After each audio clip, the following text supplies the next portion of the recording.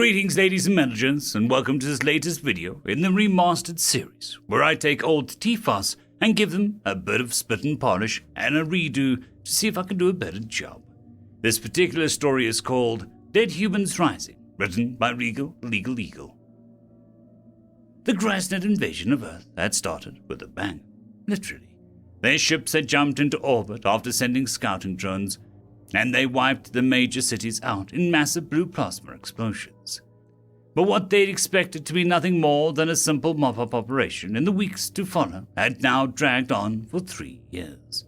The humans were tenacious and simply didn't give up their planet without a fight.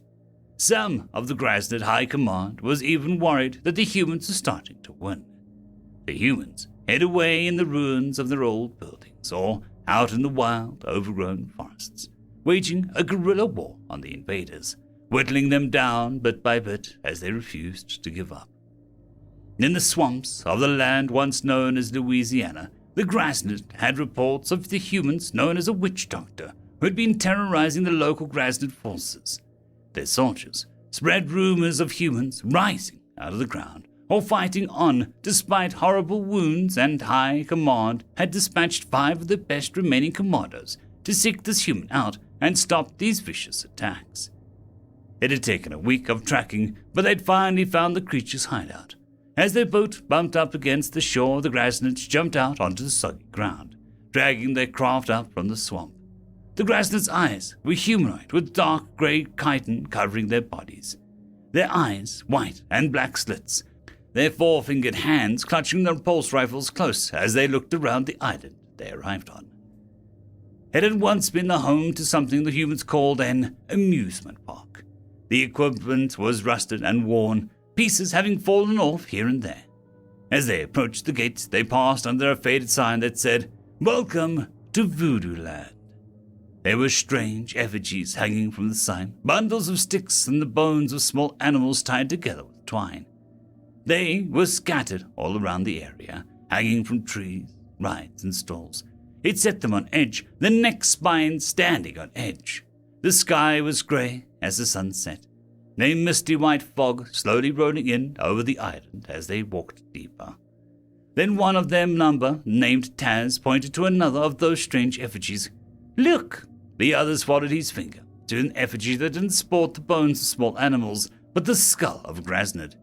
It was hanging from a strange round metal structure that had copies of various earth animals with strange poles rising out of their backs. There were more within the structure, all decorated with bones and chitin structures of Grasnet. Taz slowly approached it, reaching up with the intent of putting her first bundle down. But before he could, they were surprised as the structure sprang to life. The lights flashed on and started to spin as they backed up warily. They heard some strange music, faded and scratchy, pouring out of the speakers as the structure lazily spun around, the effigies clacking and bumping into one another as they moved. The lights all around them began to come to life as they formed a circle, weapons raised, but they couldn't find a target. They heard laughter, twisted and warped with the lack of maintenance on the speakers all around them. "It knows we're here," Jav muttered. They looked around, and then Yearn pointed at a massive dark structure near the center of the park. It was a mansion of some sort, black with age, looked old and decrepit. "There's something in the window." They looked and saw some white figure briefly in the dark window upstairs before it seemed to fade away. They began to advance, moving around the spinning structure covered in the remains of their dead kin. The structure had some strange metal tubing in front of it, set into the lines of some sort, but they quickly hopped the low pieces and walked up to the entrance.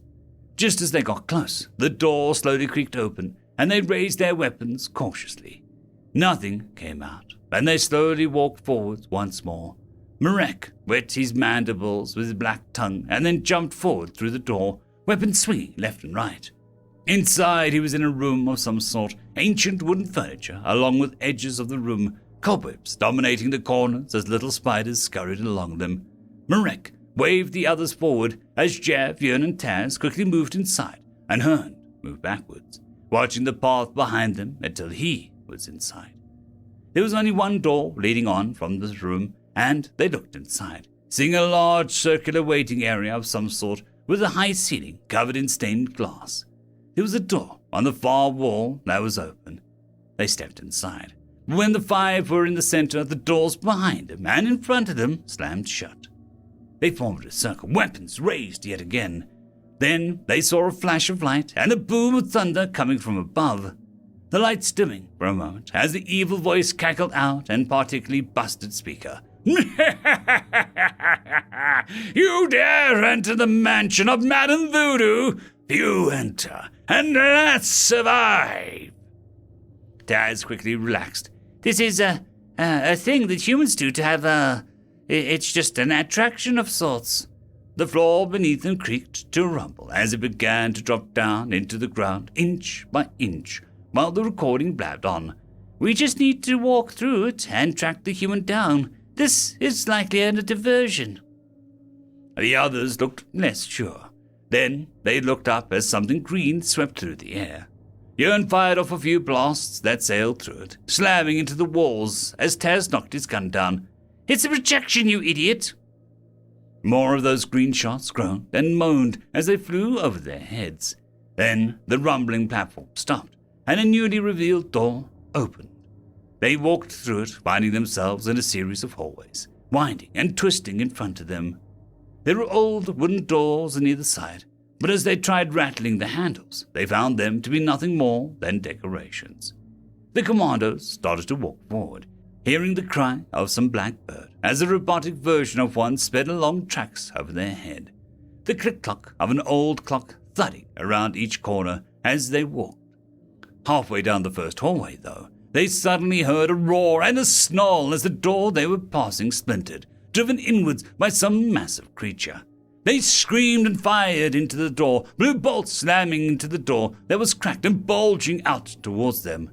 Then they were panting and watched the center section as it crackled and splintered and drew back inwards, flat as it had been as they first approached. They were confused, and then heard that same snarl and roar and fired more bolts into the door and the creature beyond. When it slowly flattened yet again, Jörn spoke up. Wait! Stop firing! The others reloaded their energy packs as they waited for the snarl and roar once more. When the door bulged out this time, he gripped the edge of it and tore it away. Behind it, they didn't find a fearsome creature, but a metal hydraulic system that had been attached to the door. It's just a machine. The others grumbled and began to advance once more. But as they rounded the next corner, a giant furry beast that towered over them jumped out from the junction. They screamed once more and fired again, bolts slamming into the creature as they stripped away pieces of metal and fur to reveal more metal and wiring beneath. It pulled back into the junction after a few seconds, and Taz growled, Conserve ammo! They're just trying to scare us into wasting what we have. Save some for the real threats. Once more they reloaded their energy packs and advanced. At the next junction, they stepped forward warily, and a door to their left opened as a dark-skinned human figure with a white skeleton painted on his front was revealed with a war cry. His hands were raised and threatening. The red creature with black curled horns jumped out from a junction to their right. This time, the Grasnid didn't fire. They muttered and began to walk forward past the fake trap. Yet, as Hearn brought up the rear, the others didn't notice that as a fake human suddenly jumped out, grabbing him and dragging him into the door, which slammed shut. They finally exited the halls, looking down onto a room with those green and white projections sitting down to some fake dinner laid out before them.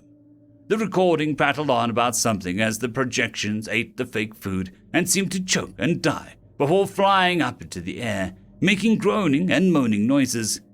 This is stupid, Taz muttered as he glanced back, pausing for a moment. Where's Hearn? The others turned, looking around as the five had become four. They rushed back to the last junction, and the red creature jumped out, but the door with the human stayed closed. Jörn shoved it again, but the metal door didn't budge. They gulped, then raised their weapons as they realized this had been a trap, not just a diversion. Advancing past the dining room, they were walking down a hall and saw what looked to be giant cobwebs ahead of them. Marek pulled his knife free as they walked forward, ready to clear the white webs out. But then the ground beneath them dropped away, and they grasped and cried, sliding down a metal half-tube. Giant spiders seemed to drop from the ceiling as they sped down the tube, but were revealed to be robotic. Hovering just above them, as they slid down, Jav actually collided with one of the fake things, grunting out, but his eyes went wide as a thin wire fastened a loop and was jerked free of its place from his collision, and it fell down around his throat. He grunted and tried to slip his hands out from under the spider, but then it began to rise back into the air. His eyes went wide as the loop tightened with the rise of the robotic spider, choking him. The other three had hit some padding on the floor and looked back up the tube to see the legs kicking as his hands clutched the machine. Jav! Marek tried to climb back up, but the smooth metal slide gave him no purchase. They watched in horror as the spider raised all the way back up to the ceiling, and they could only see Jav's feet kicking in the air, until finally they stopped. His gagging and choking reaching their ears. Mechanical laughter filled the air around them, and they jerked back around, weapons ready. But they were being taunted by a recording. Now three, they walked forward once more, eyes twitching all over as they looked for some sign of a new trap. Then they came to a hall with 3 doors set into the end. They looked at each other, and Marek took a far left, Taz the middle, and Yearn the right. Marek opened his door and sighed as he just found the projection wiggling around and howling at him. Taz opened his and found a path beyond, but as Yearn opened his door, a metal spear slammed through his chest, popping open once it was through him.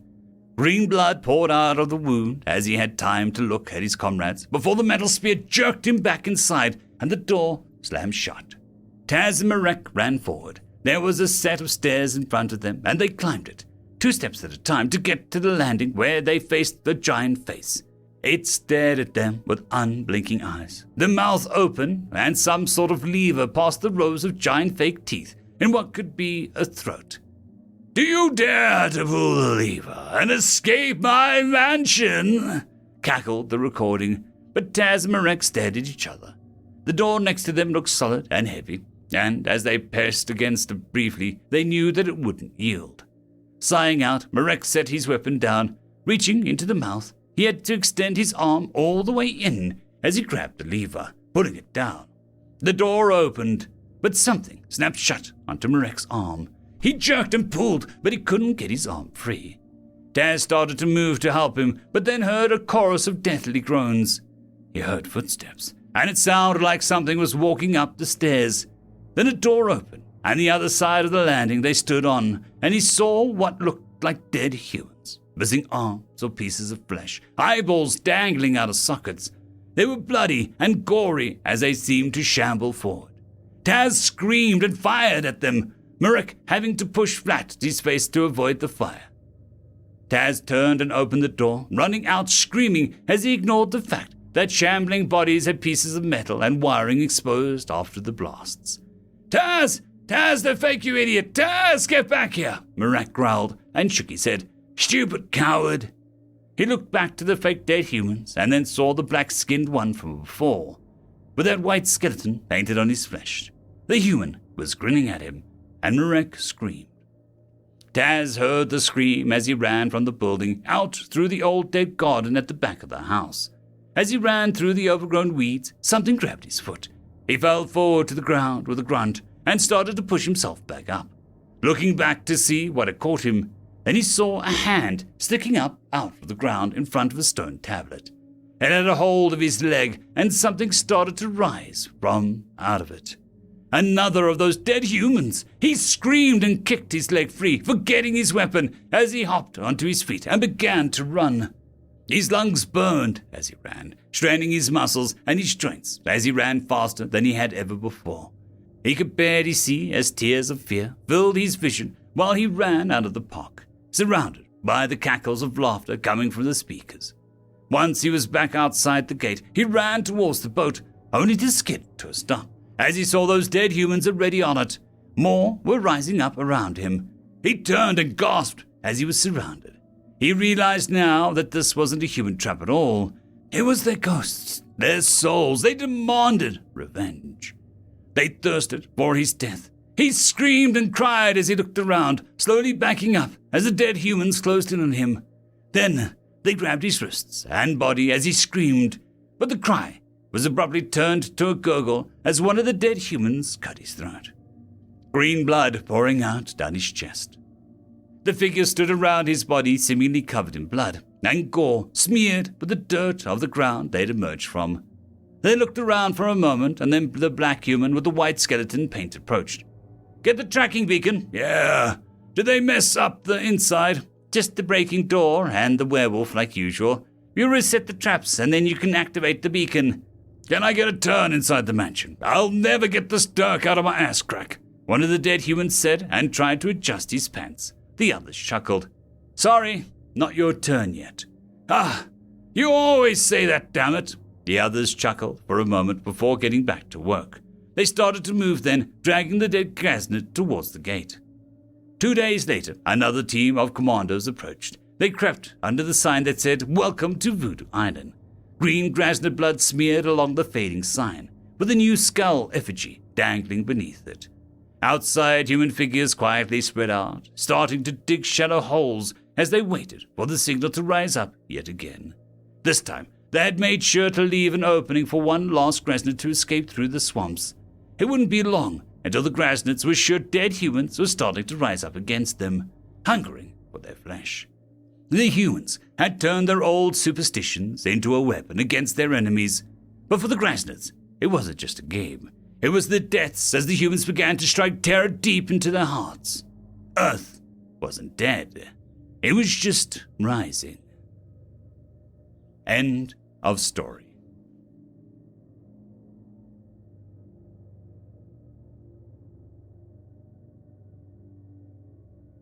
There is a new legend on the horizon. Blueberry Cat has taken the T6 Patreon spot.